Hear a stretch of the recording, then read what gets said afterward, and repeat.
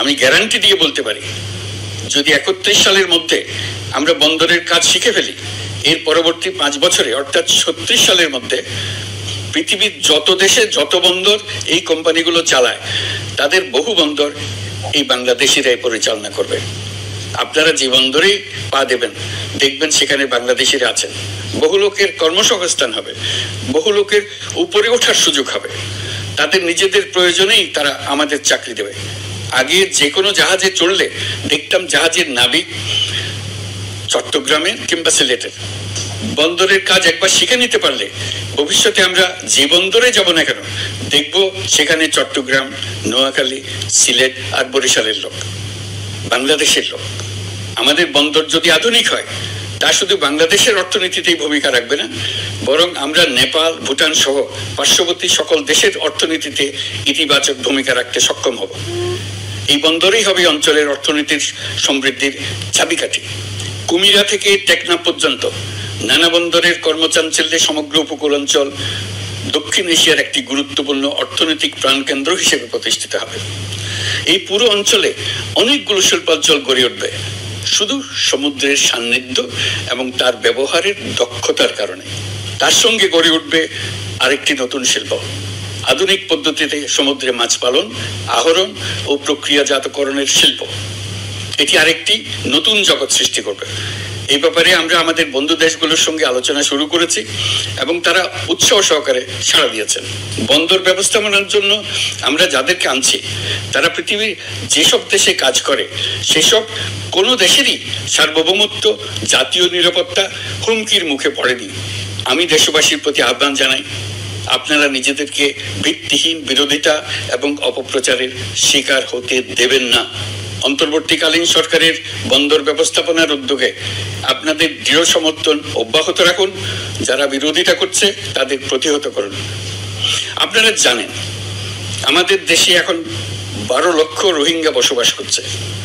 প্রায় 1 লাখ রোহিঙ্গা এসছে 2023 সাল থেকে 2024 সালের সেপ্টেম্বর সময়কালে, যখন রাখাইন রাজ্যে ব্যাপক যুদ্ধাবস্থা বিরাজ করছিল।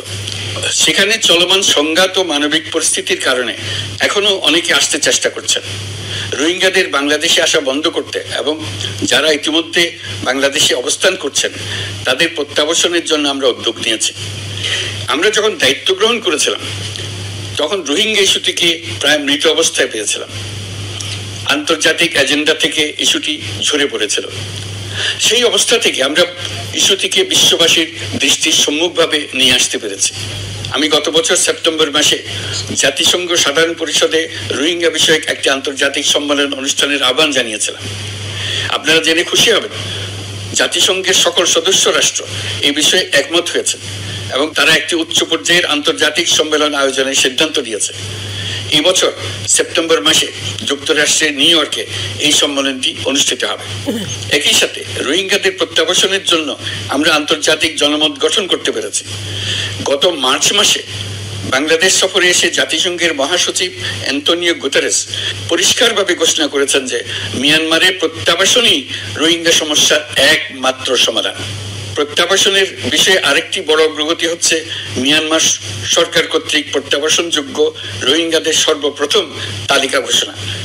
গত এপ্রিল মাসে ব্যাংককে বিমস্টেক সম্মেলনের সাইডলাইনে আলোচনার সময় মিয়ানমার সরকার প্রথমবারের মতো 1,80,000 রোহিঙ্গা প্রত্যাবাসন যোগ্য বলে ঘোষণা করেছে।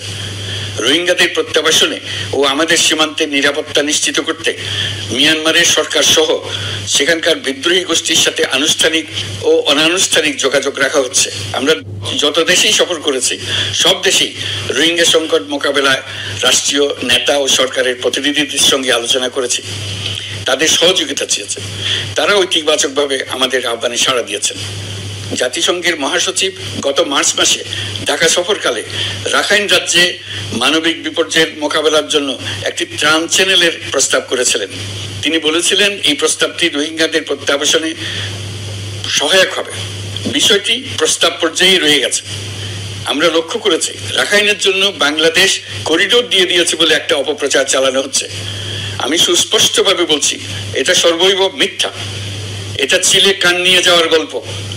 যারা অসত্য কল্পকাহিনী বানিয়ে বাংলাদেশের মানুষকে ক্রমাগত বিভ্রান্ত করে অশান্তি সৃষ্টিতে নিয়োজিত, এটা তাদেরই শিল্পকর্ম।